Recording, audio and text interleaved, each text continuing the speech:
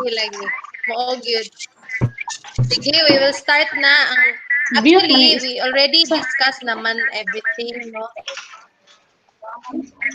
Everything sa in Canva.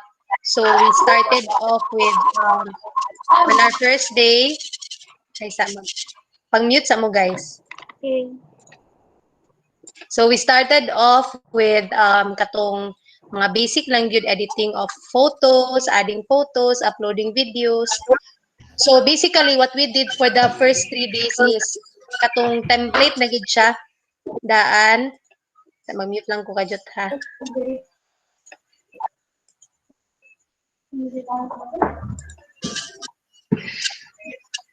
Umalis, pag-mute sa. Yan. So basically what we did is we edited a template but for the past 3 days. Now, what if you are gusto ninyo nga from the scratch gid mo maghimo? So, muna itong i-discuss karon. So, when you enter Canva, for example, canva.com,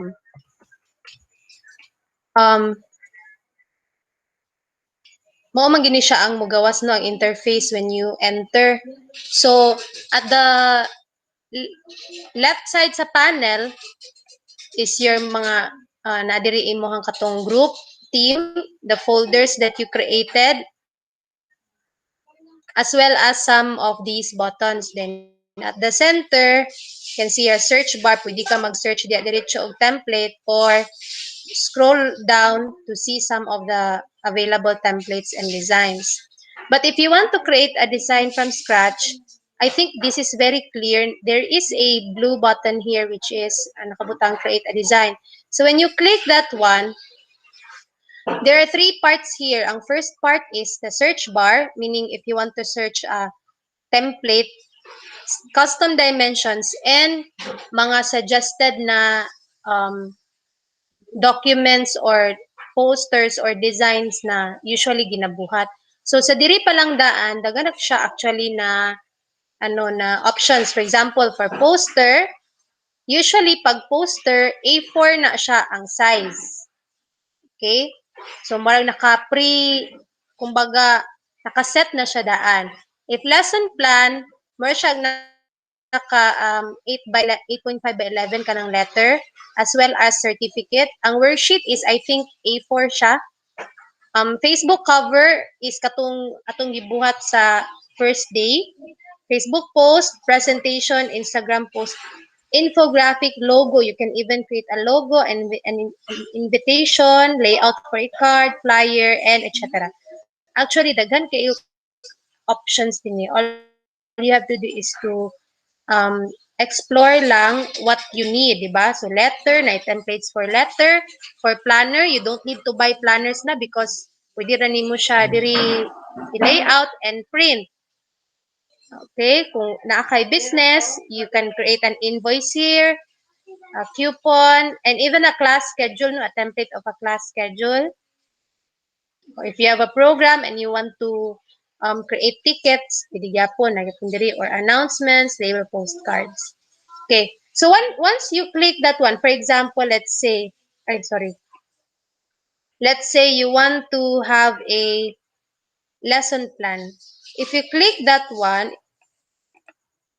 okay, you will be directed to a new window. So, same gyapon sa katong previous days, ang makita ninyo is kaning blank space siya. Okay? But same with the previous days, you can actually search templates here. Pwede ra gyapon ka mangita og template diri para ibutang nimo diri sa imuhang blank space. Okay? So pwede nimo siya i-drag and drop. Sorry, admit lang ko. So pwede mo siya i-drag and drop or if you want this layout, pwede siya nakaana. So since ang imong gi-click diri sa first page is lesson plan, automatically siya nga ang mugawas po diri nga templates are for the lesson plan. Okay, so pwede ka ni. And then, sa atong na-learn for the past 3 days, you can actually edit all of the things here, no? So, pwede gyapon nimo i-change ang text. So, di na ta mag-discuss ana because we already discussed that one kung saan siya pag-edit. So, basically, that's it. Okay? So, balik ta dito sa atong interface. So, as I said, you can actually choose na from here. Okay? So, for example, lesson plan, ang mugawas day niya is A4 day ang size. A4. Naka-preset na siya. Now, if very familiar po mo in dimensioning, you can actually create your own dimensions. So, if you click the plus sign here, this is another option. You can decide your width or height, and then you can actually set po either kung px, meaning pixel ba siya, by inch, by millimeter, or by centimeter na size.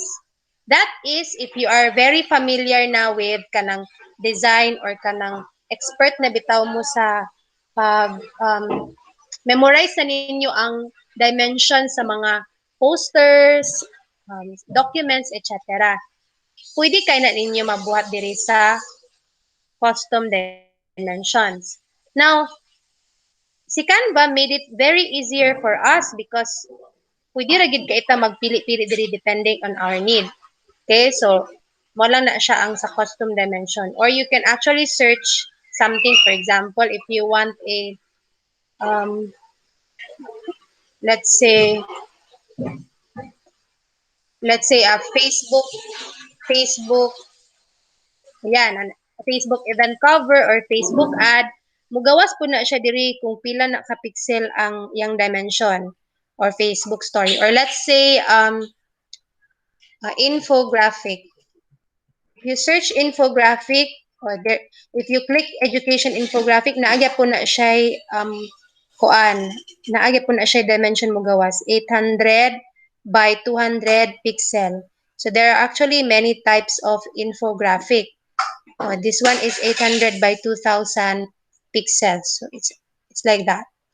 So again, if you want to create a design, you just click the button here, and there are 3 ways to choose. It's either search, custom dimensions, or you just choose from the suggested na mga layouts. Okay. Now let's go back to the one that we chose. Atong gipili is a lesson plan.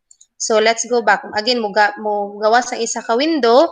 The first thing that you will see is the templates on lesson plan because moment to atong gi-click. Kung ato pong gi-click diri is certificate, ang mugawas po diri na mga templates are templates po for certificate. Ganyan, award certificate, diploma, work, appreciation, high school diploma, then naka-landscape na siya, kay usually ang certificates nato kay landscape. Then you can actually drag lang gihapon. Yan. Or this one, ganyan. Okay? Depende. Alright. I'll just leave and go back. Okay, so let's go back to our lesson plan. Now, if dili mo ganahan nga A4 siya, you can actually choose to resize, no? But as I said, if you want, sorry, there are 2 buttons here. If you want to resize this, for example, into a letter, make sure lang na you know the dimension. So, whether pixel, inches, millimeter, or centimeter, imo na siya i-identify diri ang custom size. Okay? So, here. Dili nimo isulat ang height ug width. Anyway, kung di ka kabalo, for example, di ka kabalo sa kadako sa letter or legal nga size, you can actually Google it or try to check it sa Microsoft Word, and then i-type lang din nimo dinhi para makuha nimo imong template na gusto. Or you can actually change it, no? For example, instead of lesson plan na layout, you can actually, let's say, nag-change ka, gusto kag poster layout, so you can actually click this one and then can copy and resize or resize. Pero for the meantime, dili lang sa ta mag-resize. Ang resize lang is for the purpose if you want to change the size of your document. Pero actually, dili kayo siya mag-matter, no? Because later on, based sa atong discussion in the previous 3 days, pag download nimo diri, if you click the download, then PDF or JPEG, example, imo siyang i-download as JPEG, you can actually edit pa man the size here and the quality of your file. Ang dili lang nimo ma-edit is if you're going to download it in PDF. So that means kung naka A4 ni siya, this one, naka A4 siya diri, A4 ni siya, meaning pag download po ana as PDF is naka A4 na siya, hindi na gini mo siya ma-change. But if you're going to be for a while, lang ha.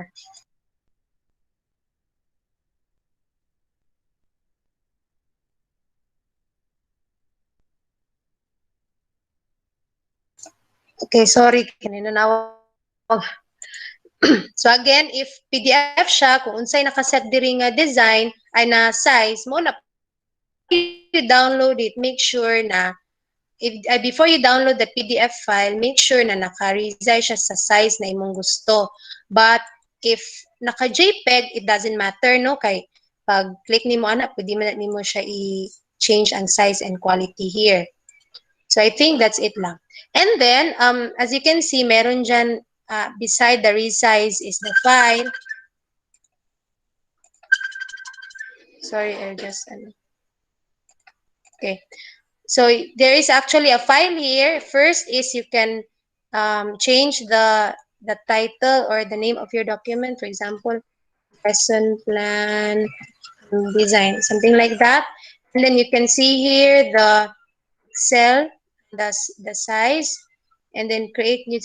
You can also show your margin. For example, if you click that one, so makita ninyo ang margin diri. Kita mo sa corrugated na line. That's actually your margin. Paset na siya, no? Dili na siya ma-edit. Sa lang na kay guide nga, na siya yung margin. And then you can also click print bleed. That means, muna siya ang area na ma-print. Okay? If you're going to check that one. And then, you can also check the version history. You can make a copy and make download. Or you can save it to your folder. So, asa man mo siya i-save dito sa Design Challenge number 1, Design Challenge number 2, Design Challenge number 3. Depende sa folder na, existing na folder na inyong gibuhat. Or you can create a new folder here. Okay? Kung gusto ninyo, for example, upat ka book inyong subject. So, naamoy, let's say you're teaching 2 subjects, English and, let's say, ESP. So, you can actually make 2 folders and then, pag mag-design mo, you can save it to the folder na, for example, English na folder or ESP, pende para ma-divide nimo mo mga design so that para kung balikan nimo siya later on, mas dali ang imong pagpangita sa imong mga design kay naka-by folder man siya. So again, where do you get the folder or where do you save your design? Through folders. You can actually click File, Save to Folder, and then you can create a new folder here. Okay, or save it sa existing na ninyong na folder. So that is for file. Okay, resolve comments is if na kay comment, how do you make comments? Again, we're done with file, we're done with resize, and then we're done also with this. This is the undo button, and this is renaming, this is downloading, and this is sharing. And then there is sharing mangyapon ni siya nga part. Okay, so let's go back to our design. Now, as you can see, we have 3 buttons here sa imuhang template. So again, this one, add notes. Add notes. Notes is basically your notes. For example, dili nimo siya mahuman karon imong design, so you can actually like put a reminder of yourself ra man siya, pero dili man siya mogawas sa imong design. For example, you can say put a picture on the template more, something like that. Then just click save. So tomorrow, if you go back to the design, you can actually click the button here and see imong comment or imong gi-remind sa imong self. So dili siya mogawas, at least dili siya mogawas sa imong design mismo. Okay? So that's the first button. Again ha, we'll no longer discuss the editing kay we already discussed this one naman. And then the second button is copy page. What happens if you copy page? So for example, ako lang pagamyon. If you click this one, copy page, okay, you will get another page having the same layout. So nana din kay duha page 1 and then page 2. That is for copy page. This is very good when you create ng visual aids bitaw na pare-pareho ra imong background nga gamiton. Oh, then alisda lang din imo og text or whatsoever or picture. So this one is very nice. Copy page. So duha na din siya. This one is page 1. You can actually put a title, for example, visual number 1. This kabalo ka nga kana siya visual aid number 1. And then this one is visual aid number 2. Yan. That's the purpose of copy page. As you can see, now nag-copy page ta na ay mga nadugang na buttons. So again, mo ni siya imong comment ganina and then the copy and page. Then beside it is the trash bin. So simple lang, it's delete page. So for example, ako ning i-delete delete day ko kinahanglan og second page, one page lang. So gusto na ko siya i-delete. Ako lang pagamyan. Click lang that one and then mawala na to imong gibuhat ganina. So mabalik ka sa tulo na lang din ka button. Okay? So add notes, copy page, and then add page. The difference between copy page and add page is, kung copy page, same layout ang mugawas for page 2.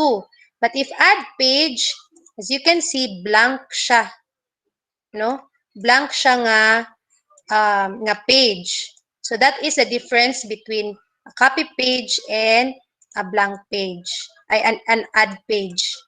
So, mo nang difference sa duwa. Copy page and add new page. Again, copy page if gusto kag same ra imuhang layout, talang kay edit, add new page if completely different. So, let's say I'll just do a parang add new page.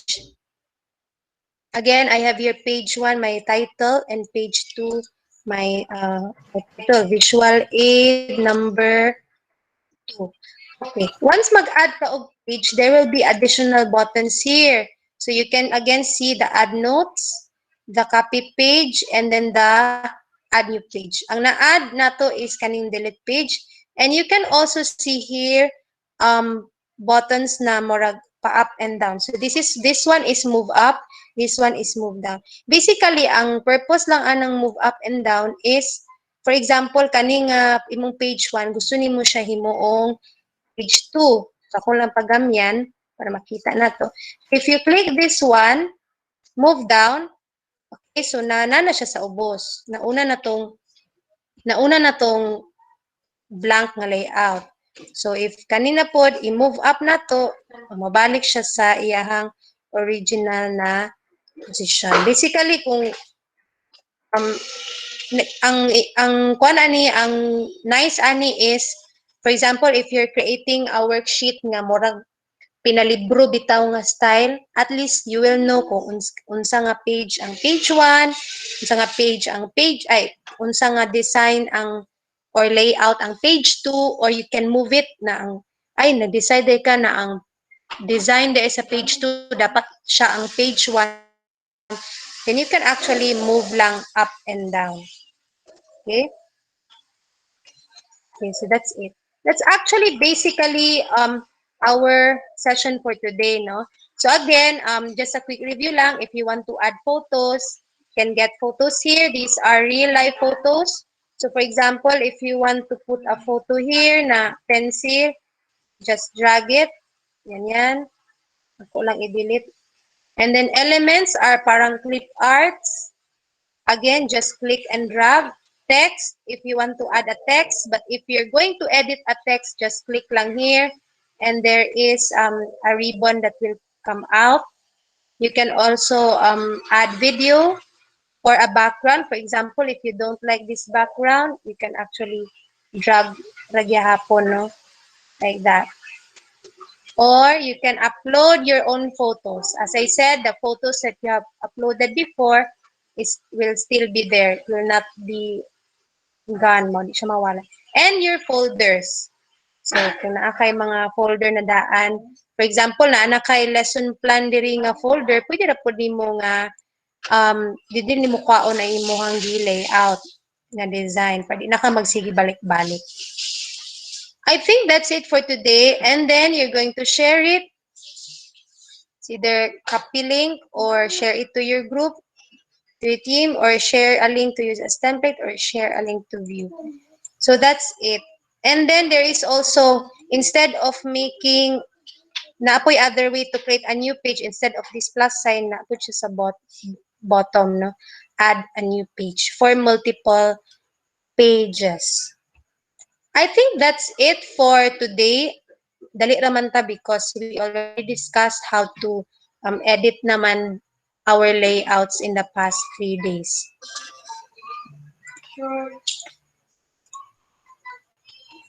I think wala naman siguro tayong mga pangutana, no?